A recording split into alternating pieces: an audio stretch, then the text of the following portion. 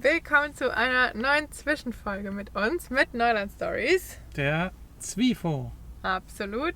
Gut, dass ich dir dieses Mal nicht deinen Part genommen habe. Genau. Damit du richtig performen konntest. Weiter im Text. Was machen wir in diesen Videos? Wir gucken mit euch zusammen unsere alten Ausbauvideos an und sprechen aus unserer Erfahrung, was war gut, was war schlecht, was benutzen wir noch, was haben wir geändert. Was würden wir auf keinen Fall wieder machen? Ja, und was würden wir auf jeden Fall wieder machen? Genau. So einfach ein bisschen aus dem Nähkästchen plaudern, während wir unsere alten peinlichen Videos gucken. Genau. Also hauptsächlich reagieren wir eigentlich darauf, wie wir mit YouTube angefangen haben. Absolut. Heute sind wir schon bei der Folge 10 angekommen. Verrückt. Das ist, glaube ich, schon die Hälfte. Ja, ist schon die Hälfte. Ja, 20 gibt's. Ja, es macht uns mega viel Spaß. Wir hoffen, es macht euch genauso viel Spaß. Die Folge 10 ist Elektrik im Van verlegen. Wie Basti gerade mich schon gefragt hat, haben wir Ahnung von Elektronik? Also es ist schon so, wir zeigen das natürlich gerne, das Video, Ja. aber wir haben beide eben gesagt, also Tipps, wie man Elektronik im Van verlegen sollte, geben wir nicht. Denn da fühlen wir uns auf keinen Fall qualifiziert. Wir können aus unserer Erfahrung sprechen, wir können uns das zusammen angucken, was wir da fabrizieren und was sollen wir sagen, das Licht brennt, Immer noch. das iPad lädt, also so weit wir sagen können bisher. Oh Gott. Warum haben wir es nur gesagt? Naja, wir schauen mal rein. Ja, legen wir mal los. Irgendwie ist es schön, das neue Intro. Gefällt mir gut.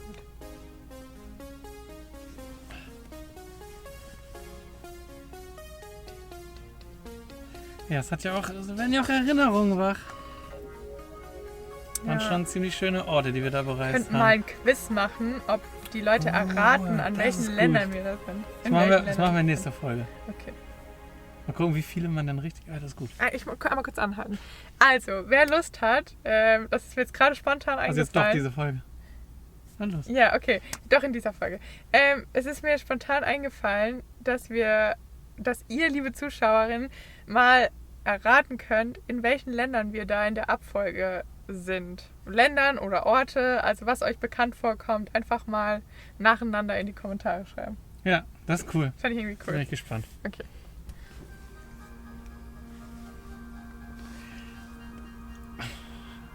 Oh, jetzt kommt's Material. Dickes Kabel. Mitteldickes Kabel. Kurz. Dünne Kabel. Orangene Sehr Kabel. viel Kabel. Mann, haben wir da viel Kabel. Mhm. Und wir können euch sagen, das war noch nicht alles. Nee, das hat nicht gereicht. Nee. Basti durfte neues Material kaufen. War sehr stolz, wie er sortiert hat. Was? Direkt Werbung? Oh, Werbung.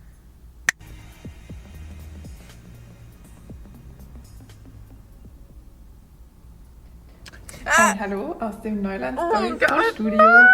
Wir sind gerade dabei, eine neue YouTube-Folge zu schneiden und Basti ist dabei aufgefallen, dass wir so wenig bis gar nichts zu dem Video oder was wir da tun erklären und das nehmen wir jetzt auf, legen das drüber und wünschen. Oh Gott, das ist mir ultra unangenehm. Also erstmal muss man sagen, unser Tonstudio. Also stand da eben auch, ne? Das Ja. hab ich grad gar nicht. Das ist der umgedrehte Hundekorb von Peps. Ja, der erste Hundekorb, den sie jemals hatte. Also Amys Alter. Ja.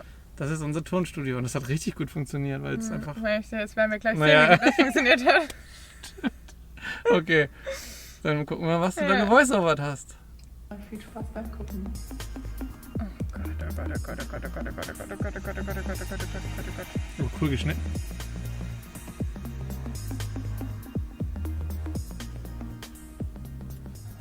Im ersten Schritt haben wir uns mittelgroße Leerrohre geschnappt, die wir einmal von der Beifahrerseite, wo wir die Batterie platziert haben, auf die andere Seite über die Holme durchgeführt haben und dann im zweiten Schritt einmal die Kabel versucht haben, so gut es ging, durch die Rohre zu schieben. Oh Gott, ist Das hat nicht immer so gut super geklappt, wie es jetzt unangenehm. klappt. Na komm. Man braucht auf jeden Fall sehr viel Geduld, aber am Ende hatten wir alle Rohre mit Kabel befüllt, beziehungsweise alle Kabel an der richtigen Stelle, wo die Alle Verbraucher Rohre auch mit Kabel platziert werden befüllt. sollen. Also das habe ich ja... Ich meine mich daran zu erinnern, dass ich das Video geguckt... Also du hattest das Video geschnitten und ich habe einfach zum Video gelabert. Genau, ja. Also ich habe mir nicht vorher Notizen gemacht, was Nee. ich erzählen könnte, sondern ich habe einfach drauf los erzählt. Und das merkt man auch. Ja, was doch. So ist es halt. Das ist ein bisschen unangenehm. Du reagierst quasi auf das Video, was du siehst. Und wir Ja, reagieren auf aber- das Video, wie du reagierst. Das ist doch Ja, verrückt. es ist verrückt. Und es wird kälter. Auf anscheinend. jeden Fall im ersten Step haben wir die Leerrohre verlegt und die mit Kabel befüllt. Sehr gut. Da, wo die Rohre enden, haben wir immer mit Amaflex Tape die Ausgänge quasi etwas die scharfen Kanten abgeklebt, damit die Kabel da einfach nicht aufreiben können und ja, es so gefährlich wird. Und kurz Ja, vor das ist so eine Feierabend haben wir Regel, dann auch einmal ob man den das so Lichttest macht. gemacht. Hat funktioniert. Meine Güte. Nachdem wir die Kabel verlegt haben, haben wir die Wand zugeschnitten, die wir für unsere kleine Elektronik-Ecke benötigen. Ich spreche auch, als hätte ich irgendwas im Mund. Dafür haben wir die schon vorhandene Seitenwand benutzt. Wir hatten erst überlegt, uns da neues Holz zu kaufen, aber die Holzwand war noch so gut in Schuss. Wir haben sie nochmal überlackiert und mit einem etwas kleineren, dickeren Stück Holz verstärkt Ich darf und dann das. Sehr genau an der beobachtet. richtigen Stelle platziert.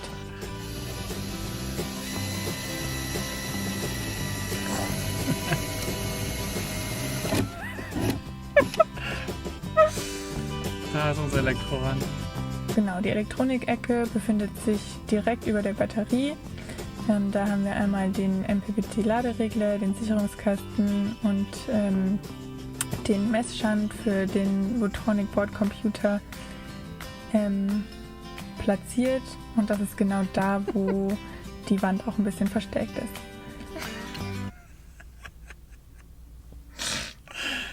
Wir müssen die Werbung so wegmachen. Unangenehm. Es geht schon wieder weiter. Den nächsten schönen Tag haben wir dann genutzt, um die Kabeldurchführung vom Solarpanel anzugehen. Dazu haben wir etwas größere Löcher als die Kabel selbst gebohrt, haben die gut abgerundet und lackiert. Oh, da hast du vergessen. Ach so.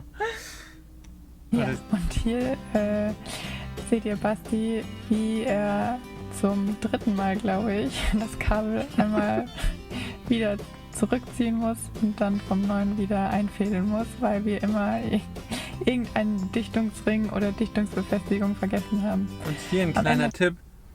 Darauf achten, dass man diese Abdeckung für die Kabeldurchführung richtig rum anbringt, denn wir haben sie falsch rum angebracht. Echt? Ja, weil diese abgerundete Seite, die sollte ja nach vorne ausgerichtet sein, damit der Wind da drüber geht und auch, dass Ach sich nicht so. alles da, dass der Regen und das nicht immer alles beim Fahrtwind dagegen fliegt.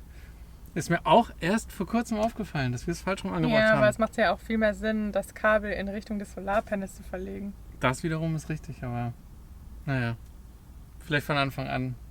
Naja, Das- so viel Windblock und Kram Auch. ist das jetzt auch Haben wir nicht. dann Okay, alles ich nehm's wieder zurück. einmal die Vielleicht war's doch Grundfläche in gereinigt Ordnung. und dann mit Sikaflex verklebt. Da war es noch überschaubar, das Chaos.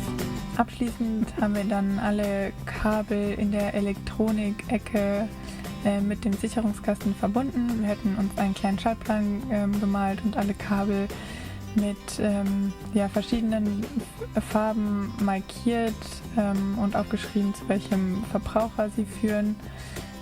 Genau, und dann alles mit Kabelbinder befestigt, damit kein Kabelchaos entsteht. Das ist entstanden. So viel kann ich euch verraten. Irgendwann. Irgendwann. Das sieht noch richtig gut aus. Ja, und das ist das Ergebnis.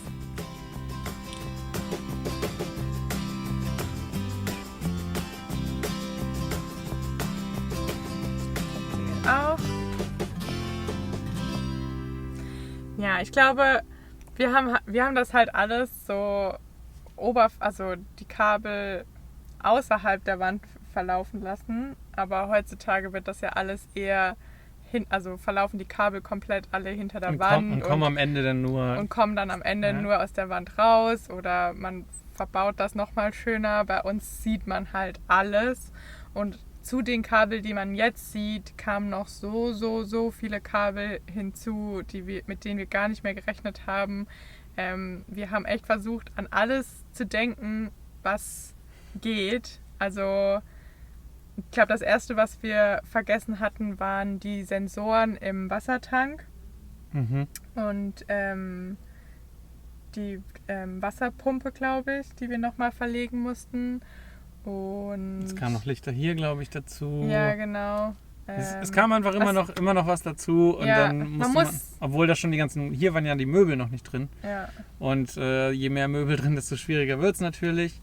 Aber irgendwie wird einem auch erst so richtig bewusst, wenn die Möbel drin sind, was man alles braucht. Was man nochmal alles braucht.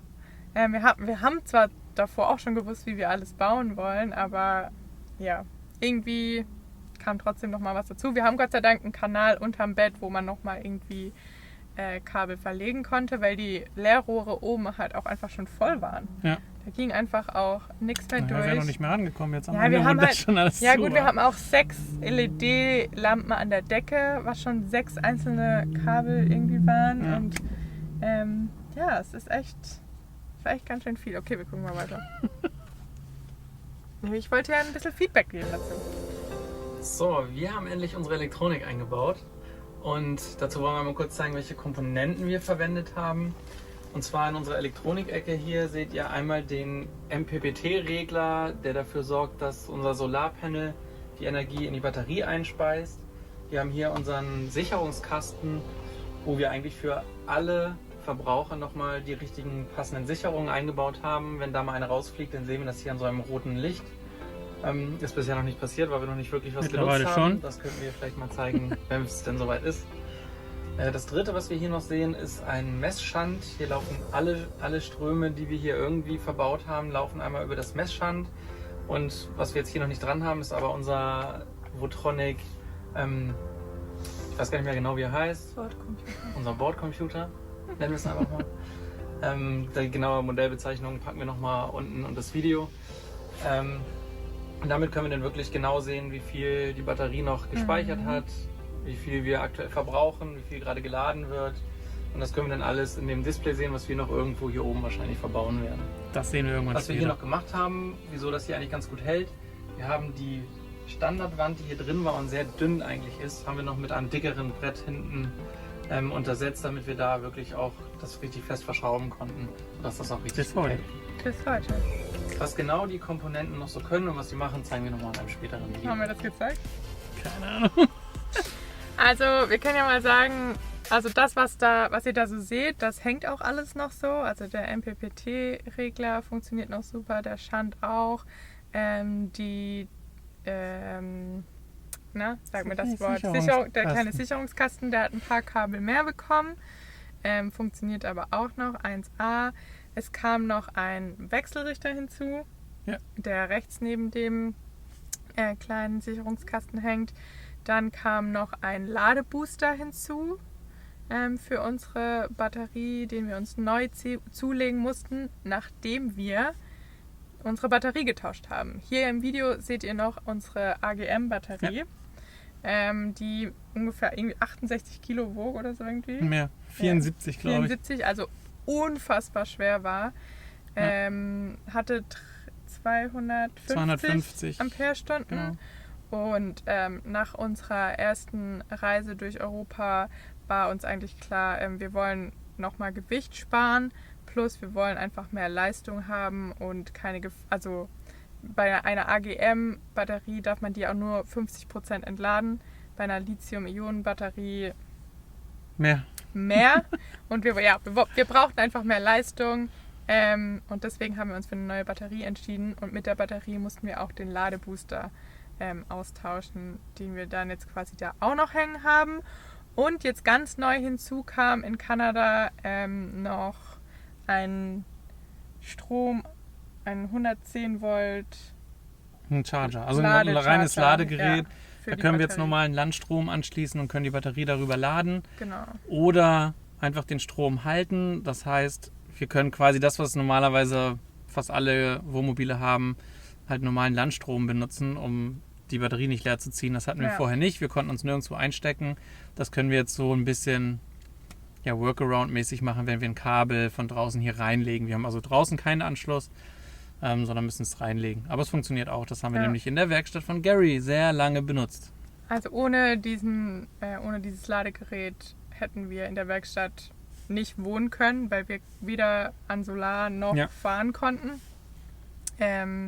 Was davor unsere einzigen Möglichkeiten waren. Und da sind wir jetzt wirklich auch sehr froh drum, dass wir das Teil haben. Ja. Weil man jetzt einfach viel flexibler dann auch mal zwischendurch sagen kann, ja gut, dann fahren wir halt mal auf einen Campingplatz und stecken das Ladekabel Also ist ein. unser Tipp, wir können natürlich nicht sagen, wie was verbaut werden soll und solche Sachen, weil wir sind einfach keine Experten, Nee, offensichtlich. Also unser Tipp, wir haben das auch gemacht, sehr, sehr viel Recherche, welche Kabelquerschnitte, wie lang und dick die sein müssen. gibt es auch mittlerweile sehr gute Videos. Es gibt zu. super gute Videos und also das haben wir halt vorher auch gemacht, wir haben uns einen richtigen Plan aufgemalt, welche Sicherungen und alles vorher erstmal zu Papier gebracht, was man braucht und sich wirklich Gedanken machen, was man für Geräte benutzt, Laptops, wie viel Strom die verbrauchen, was brauche ich alles und sich wirklich vorher schon so gut es geht, alles zu überlegen, was man mal brauchen könnte. Auch wenn man erstmal tote Kabel, sage ich mal, verlegt. Ja. Weil hinterher ist es einfach, ist ja klar, es ist Lieber schwer. ein Kabel zu viel Genau. verlegt. Ja, es kommt auch manchmal auf das Gewicht drauf an, aber lieber Nicht beim ein Kabel. Kabel zu viel als zu wenig. Genau. Ja. So, jetzt sind wir hier aber quasi schon fertig, oder? Ja.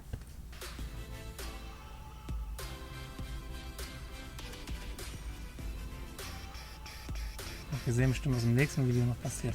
Oh, Haha! Da guckst du an. Freut sie sich.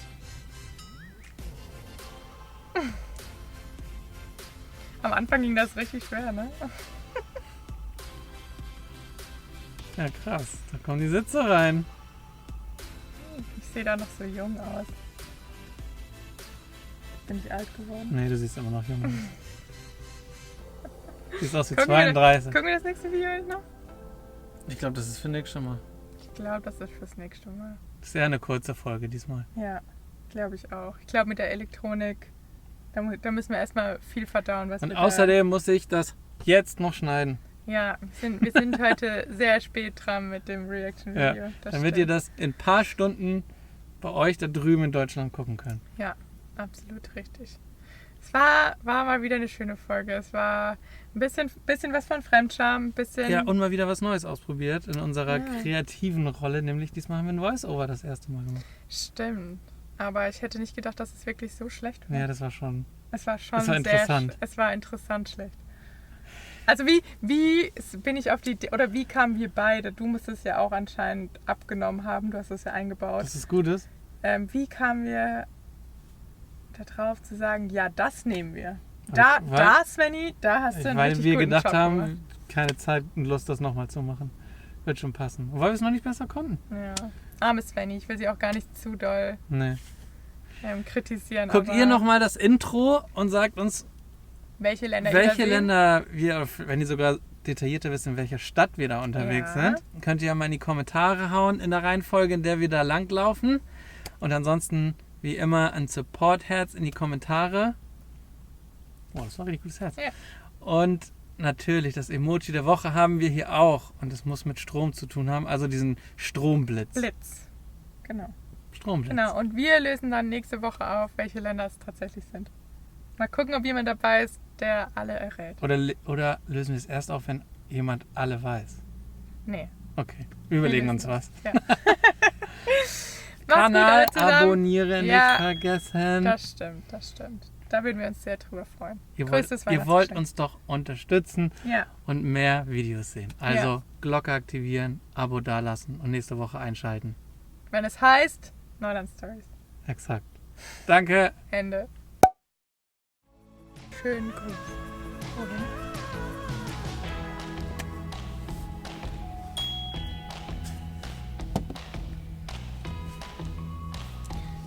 Nach Haare sind so überkrass. Los, wir haben nicht so viel Zeit. Okay.